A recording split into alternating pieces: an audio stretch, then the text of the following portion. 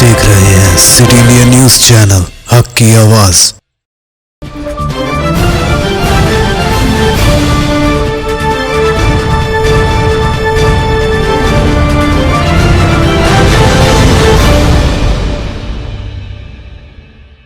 कास्मिक bake zone पेश करते हैं उम्दा मुलायम दम के रोट, असली घी, मेवाजात, बादाम, काजू, पिस्ता और असली खोवे से तैयार करदा उम्दा मुलायम लजीज और जायकेदार दम के रोट एक बार खाएं तो खाते ही रह जाएं।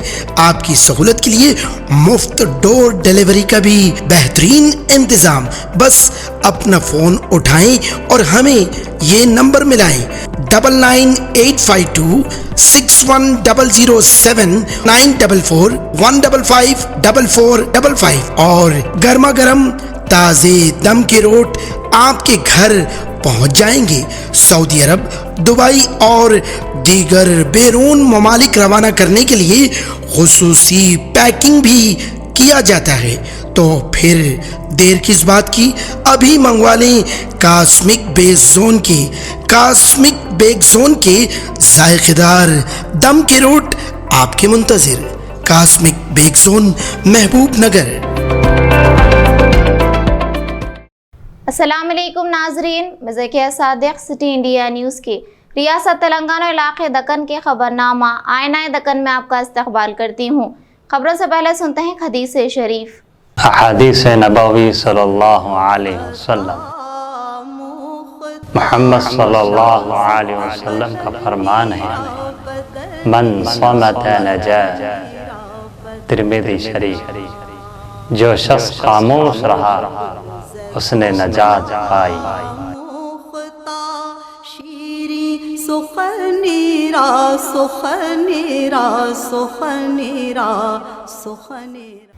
कांग्रेस लीडर राहुल गांधी की भारत जोड़ो यात्रा तेलंगाना में 8वें दिन में दाखिल हो गई है और हैदराबाद के मुख्तलिफ इलाकों से गुजर रही है, जिस पर काफ़ी बेहतर आवामी रद्द-ए-अमल देखा जा रहा है।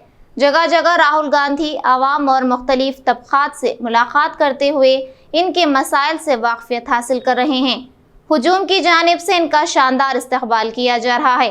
कई मुक़ामात पर कांग्रेस के लीडरों के साथ साथ दीगर शोबेजात की अहम शख्सियात ताजिर बरादरी इनसे मुलाकात करते हुए कुछ दूर फासले तक इस यात्रा का हिस्सा बन रही है। इसी दौरान फिल्म अदाकारा पूजा भट्ट राहुल गांधी की भारत जोड़ो यात्रा में शामिल हुई और इनके साथ कुछ फासला तय किया। पूजा भट्ट बॉलीवुड से ताल्लुक़ रखने वाली पहली शख्सियत है जिन्होंने इस यात्रा में हिस्सा लिया और राहुल गांधी के साथ कुछ फासला तय किया।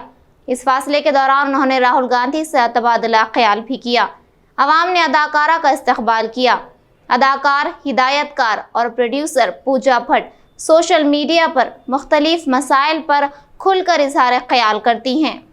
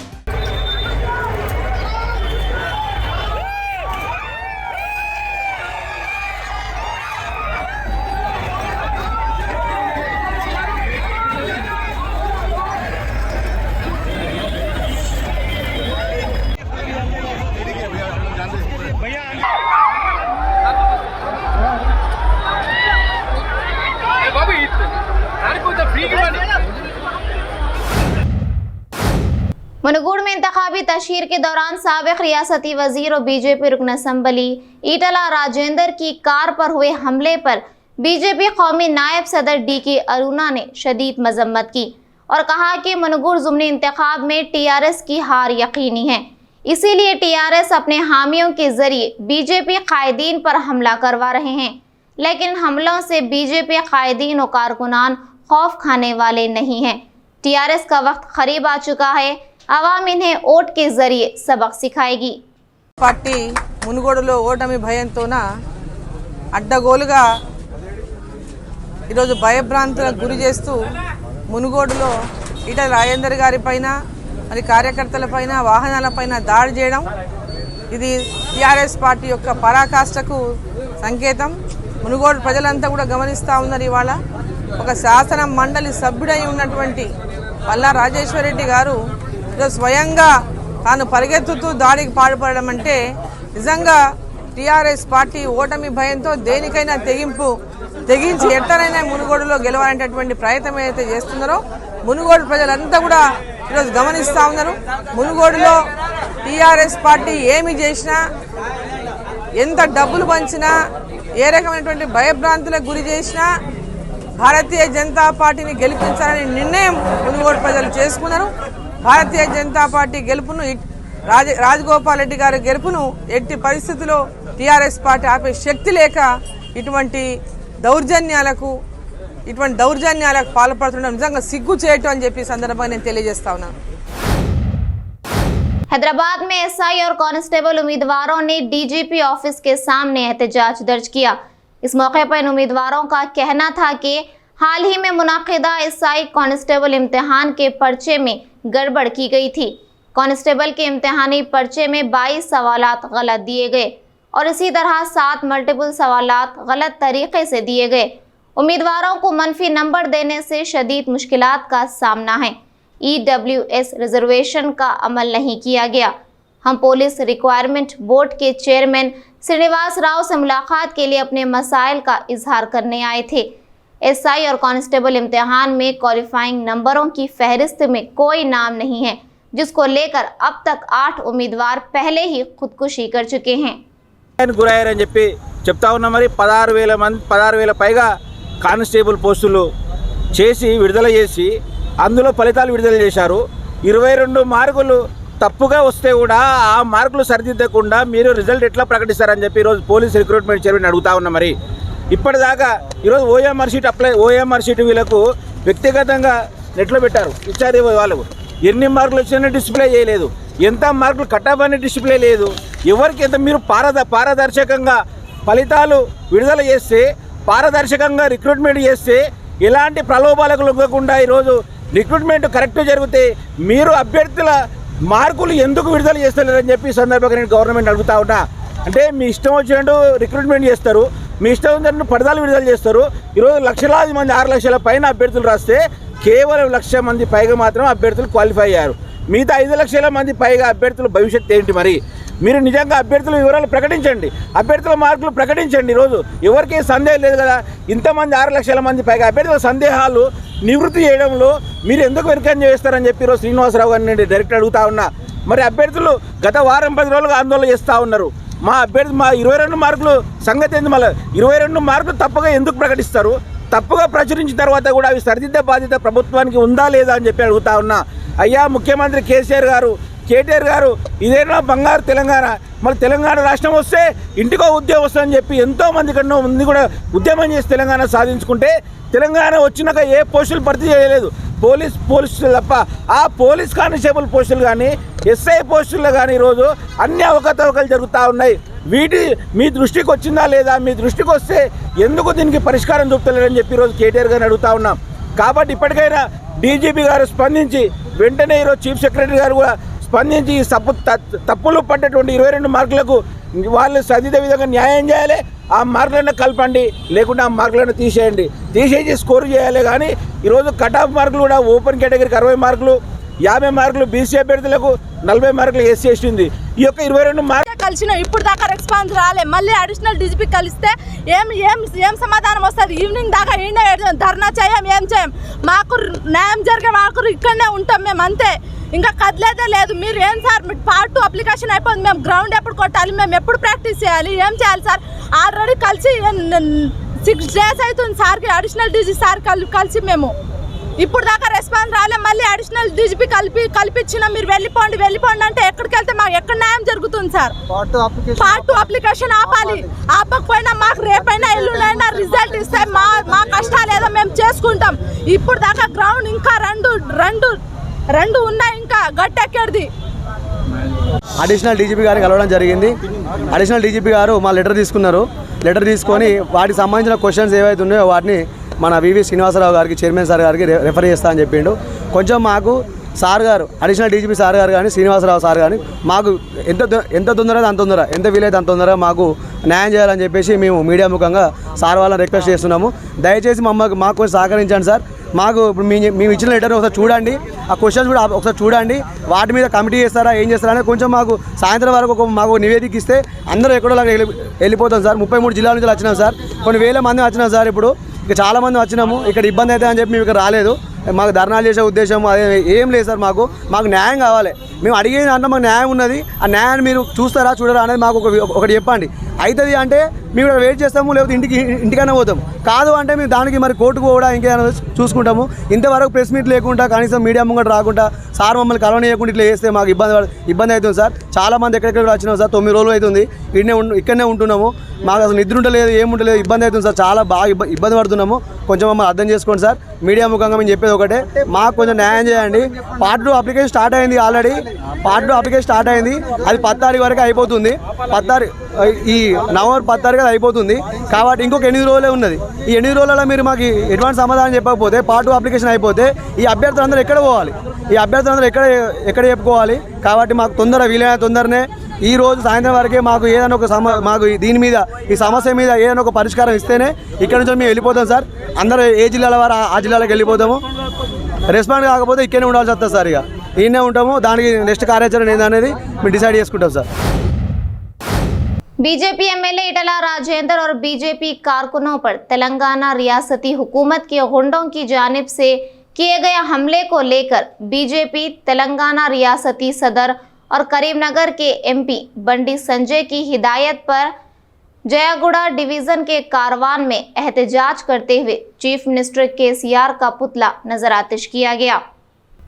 इस एहतजाज के मौके पर बीजेपी कास्ट मोर्चे के साबिक रियासती तर्जुमान सतीश बिरला, जयगुड़ा के साबिक काउंसलर एदिराला मनिंद्रा, जयगुड़ा बीजेपी डिवीजन के सदर लक्ष्मी नारायण के अलावा दीगर कायदीन और कारकुनों ने शिरकत की।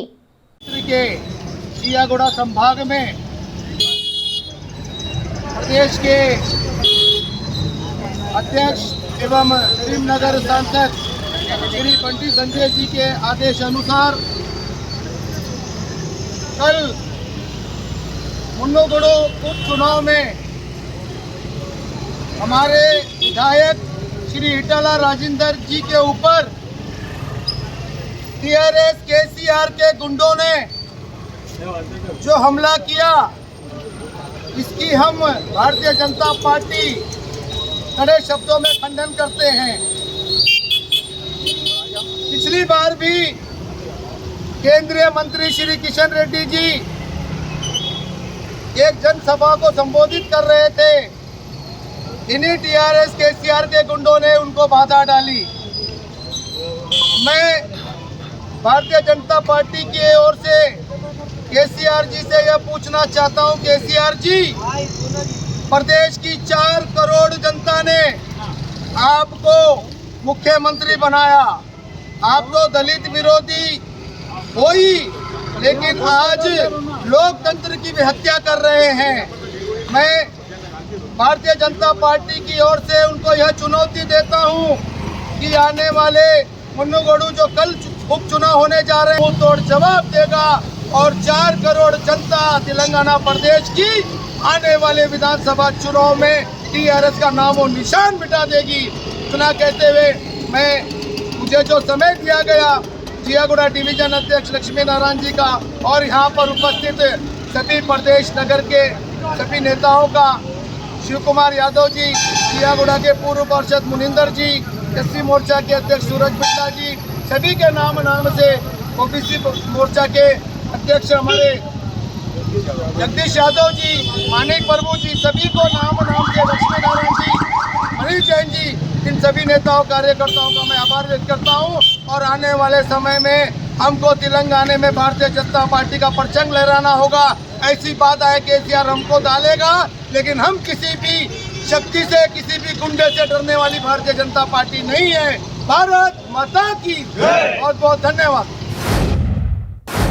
मुनगुड़ में इंतखाबी तशहीर के दौरान साबिक रियासती वजीर और बीजेपी रुकन असम्बली ईटला राजेंद्र की कार पर हुए हमले के खिलाफ राजेंद्र नगर सर्कल के हाथे में वाक़े 143 पिलर नंबर के करीब बीजेपी पार्टी ने अतापुर बीजेपी सदर विजय कुमार की निगरानी में रियासती हुकूमत कलामती पुतला नजरातिश करते हुए एहतजाज दर्ज किया। इस मौके पर मेहमान खुसूसी की हैसियत से चिवल्ला पार्लियामेंट के कन्वेनर एन मल्ला रेड्डी ने शिरकत की और मुनगुड़ में ईटला पर हुए हमले की शदीद मजम्मत की।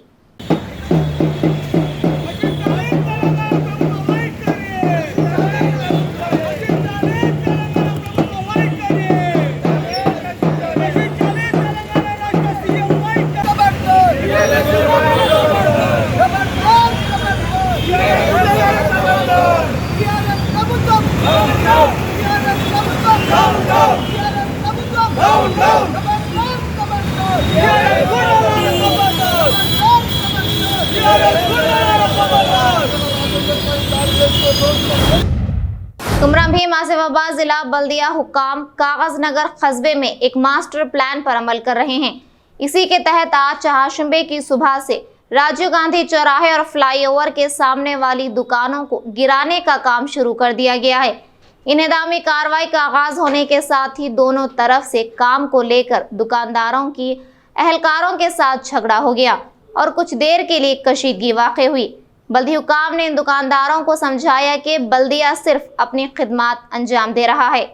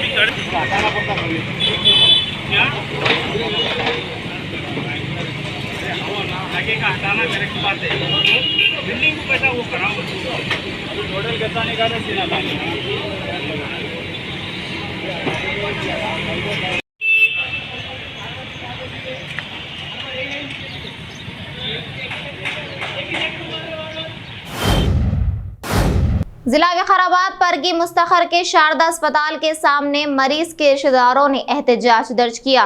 तफसीलात के मुताबिक 9 माह के बच्चे को 2 दिन तक अस्पताल में शरीक कर मुनासिब इलाज फराहम किए बगैर बिल वसूल किया गया। बाद अज़ां लड़की की हालत तशवीशनाक होने पर हैदराबाद ले जाने के लिए अस्पताल से डिस्चार्ज किया। महबूब नगर के एक प्राइवेट अस्पताल में दाखिल कराया गया और वहां खून के टेस्ट करने के बाद डेंगू की तस्दीक की गई। लवाहिकीन डॉक्टर से उलझ पड़े कि जिसने 9 माह के बच्चे को मुनासिब इलाज फराहम किए बगैर हालत बिगड़ने तक नज़रअंदाज कर दिया और लड़के की ज़िंदगी से खिलवाड़ किया। जब डॉक्टर को लापरवाही के इल्ज़ाम में अस्पताल में सरजनिश की गई तो डॉक्टर नाराज़ हो गए। लवाहिकीन ने डॉक्टर के खिलाफ परगी पुलिस स्टेशन में शिकायत दर्ज की। ఇక్కడ మీకు ఇబ్బంది ఉంటే పరిగెళ్ళండి. బాలాజీకి వెళ్ళారు. బాలాజీకి వచ్చినాం. బాలాజీలో డాక్టర్ లేడు. డాక్టర్ లేకపోతే ఇక్కడికి వచ్చిన బాలాజీలో క్యాన్యులా పెట్టారా లేదా? ఏది బాలాజీలో చేతికి క్యాన్యులా పెట్టారా లేదా? బాలాజీలో కూడా అడ్మిట్ అవ్వలేదు. కాలేదు, ఎందుకంటే బాలాజీలో అడ్మిట్ అవ్వలేదు, బాలాజీలో అడ్మిట్ అవ్వలేదు. లాస్ట్ నా దగ్గరకు వస్తే సీరియస్ ఉందని పెట్టుకోండి సార్, ఇక్కడే కదా లోకల్, పొద్దున సాయంత్రం ఇంజక్షన్ పైన వస్తాము అని చెప్తే వాళ్ళు రిక్వెస్ట్ చేస్తే నేను పెట్టుకున్నాను. ఇట్లా మాట్లాడకండి మీరు. మీరు లేరు, ఇప్పుడు ట్రీట్మెంట్ అయ్యేటప్పుడు మీరు ఉంటారు సార్, ఫాదర్ మదర్ ఉంటారు. ట్రీట్మెంట్ అయ్యేటప్పుడు ఫాదర్ మదర్ ఉంటారు. ట్రీట్మెంట్ అయిన తర్వాత మీరు గొడవ చేస్తారు. పేషెంట్ ఇక్కడ మీరు ఎప్పుడు వెళ్ళారు? 2 రోజుల ముందు వెళ్ళారు. 2 రోజుల ముందు వెళ్ళారు. సిక్ ఉందని చెప్పాము, అప్పుడే పంపించాము. ఇప్పుడు వచ్చి గొడవ చేస్తున్నారు. 2 రోజుల ముందు హాస్పిటల్ ఉన్నారు. అవునండి, అవునండి, మీరు 2 రోజులు అవునండి, 2 రోజులు ఎక్కడ ఏం టెస్ట్ చేశారు మీరు? అవునండి, 2 రోజులు ఎక్కడ ఏం టెస్ట్ చేశారు? అవునండి, మీరు కోస్గిలో అడ్మిట్ అవ్వలేదు, బాలాజీలో కోస్గిలో అడ్మిట్ అవ్వలేదు, బాలాజీలో అడ్మిట్ అవ్వలేదు. ఇక్కడ కూడా అదే గొడవ. మీ దగ్గర ఎక్స్ప్లెయిన్ చేస్తే అర్థం చేసుకోలేదు. ఏం గొడవ చెప్పండి. ఇప్పుడు మీడియా కూడా ఒకటి అడ్మిషన్ అయినప్పుడు మీరున్నారా? మీతో అడ్మిషన్ ఏమైంది చెప్పండి. మరి పేరెంట్స్ మీరు రమ్మనండి. వాళ్ళ హాస్పిటల్లో ఉన్నారు. ఇప్పుడు 1,00,000 ఖర్చు అవుతున్నాయి కదా మీరు చేసిన.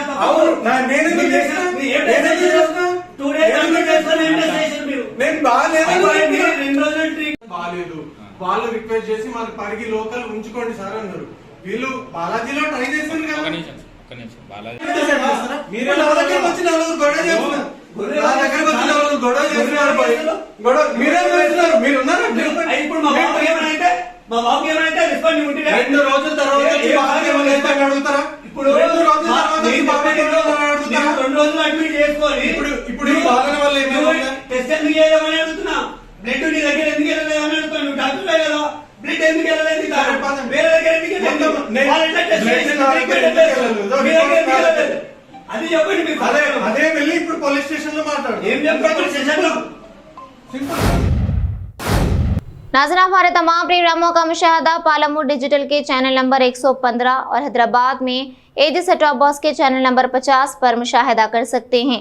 इसके अलावा यूट्यूब, फेसबुक और इंस्टाग्राम पर भी आप हमारे तमाम प्रोग्रामों का मुशाहदा कर सकते हैं। नाज़रीन, आप यूट्यूब पर हमारे वीडियोस देख रहे हैं तो यूट्यूब पर हमारे चैनल को सब्सक्राइब करें, लाइक और शेयर करें। तो नाज़रीन, मुझे ज़किया सादिक को इजाज़त दें और देखते रहिए आपका अपना पसंदीदा चैनल सिटी इंडिया न्यूज़, हक़ की आवाज़। शब बख़ैर, अल्लाह हाफ़िज़।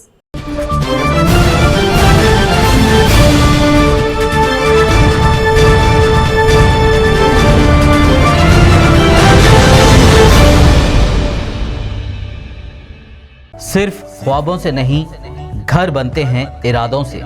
MS techno and company builders and developers लेकर आए हैं एक नया project Sabereez Umar enclave super deluxe construction. शाहों के शहर हैदराबाद में 4 मीनार के दामन में सिर्फ 1 किलोमीटर के फासले पर आजमपुरा फरहत नगर इलाके में बुकिंग स्टार्ट। मजीद तफसीलात के लिए रब्त करें 9959023786 9959023786 9581528002 9493854625। Are you looking to build your dream project, but construction costs and time are a big hurdle standing in your way? If yes, then you are at the right place, because Cosmolite AAC lightweight block is a game changer in the construction industry. Our innovative technologies and highly experienced team can help your dreams come true.